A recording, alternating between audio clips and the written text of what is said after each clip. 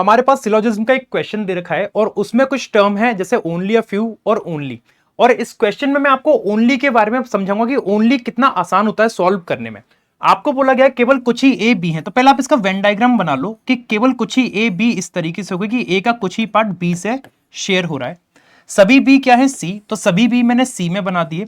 और फिर बोल रहा है only C is D. Only का मतलब आप सभी को पता है ऑल होता है और रिवर्स में चलता है कि सारे डी के हो जाएंगे सी, तो सारे डी हो गए सी। और साथ ही साथ इसमें एक लिमिटेशन होती है क्योंकि ये ओनली वाला केस है, तो सारे डी किस में रहेंगे, सिर्फ सी में रहेंगे। तो सारे डी मैंने यहां पे सिर्फ सी में रखने के लिए मैंने एक बिंदी लगा दी ताकि मुझे पता चले कि ये ओनली वाला केस है।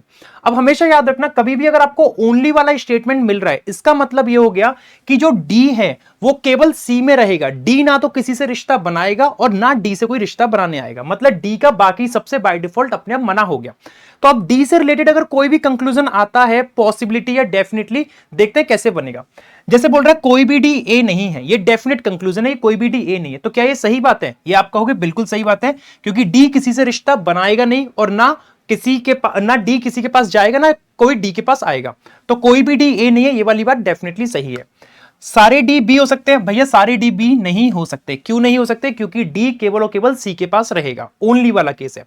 तीसरा, कुछ ए डी नहीं है। हमने आपसे कहा कि जब कोई भी डी किसी से रिश्ता नहीं बनाएगा, ना बी से ना ए से, तो कोई भी डी जब ए नहीं है तो कुछ भी नहीं होंगे, तो सम ए इज नॉट डी, ये भी ट्रू हो गया।